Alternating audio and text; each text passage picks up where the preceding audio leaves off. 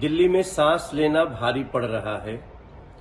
बच्चे घर से बाहर निकलें तो उनके फेफड़ों को बड़ा नुकसान होने का खतरा है।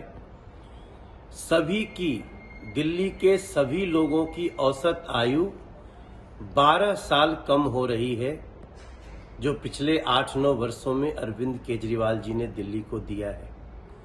जिसको जिस तरह से फैक्ट चेक करना हो कर ले। मैंने बहुत ही प्रयोग के बाद, बहुत ही वैज्ञानिक तकनीक के लोगों के रिसर्च के बाद ये आया है कि 12 साल औसत आयु दिल्ली में रहने वाले लोगों की पिछले 7-8 वर्षों में कम हो रही है।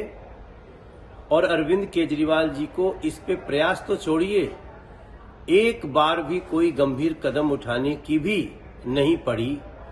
और वो अपने भ्रष्टाचार के कार्यों में, अपने राजनीतिक जिज्ञासा में पूरी देश दुनिया में घूम रहे हैं। दिल्ली अपनी किस्मत को कोस रही है। दिल्ली में सांस लेना भारी पड़ रहा है। बच्चे घर से बाहर निकलें तो उनके फेफड़ों को बड़ा नुकसान होने का खतरा है। सभी की, दिल्ली के सभी लोगों की औसत आयु 12 साल कम हो रही है, जो पिछले 8-9 वर्षों में अरविंद केजरीवाल जी ने दिल्ली को दिया है। जिसको जिस तरह से फैक्ट चेक करना हो कर ले। मैंने बहुत ही प्रयोग के बाद, बहुत ही वैज्ञानिक तकनीक के लोगों के रिसर्च के बाद ये आया है कि 12 साल औसत आयु दिल्ली में रहने वाले लोगों की पिछले 7-8 वर्षों में कम हो रही है। और अरविंद केजरीवाल जी को इस पे प्रयास तो छोड़िए, एक बार भी कोई गंभीर कदम उठाने की भी नहीं पड़ी। और वो अपने भ्रष्टाचार के कार्यों में, अपने राजनीतिक जिज्ञासा में पूरी देश दुनिया में घूम रहे हैं। दिल्ली अपनी किस्मत को कोस रही है। दिल्ली में सांस लेना भारी पड़ रहा है। बच्चे घर से बाहर निकलें तो उनके फेफड़ों को बड़ा नुकसान होने का खतरा है।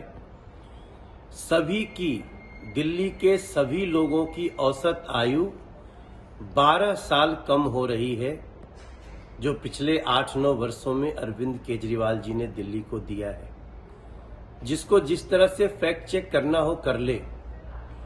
मैंने बहुत ही प्रयोग के बाद, बहुत ही वैज्ञानिक तकनीक के लोगों के रिसर्च के बाद ये आया है कि 12 साल औसत आयु दिल्ली में रहने वाले लोगों की पिछले 7-8 वर्षों में कम हो रही है। और अरविंद केजरीवाल जी को इस पे प्रयास तो छोड़िए, एक बार भी कोई गंभीर कदम उठाने की भी नहीं पड़ी। और वो अपने भ्रष्टाचार के कार्यों में, अपने राजनीतिक जिज्ञासा में पूरी देश दुनिया में घूम रहे हैं। दिल्ली अपनी किस्मत को कोस रही है।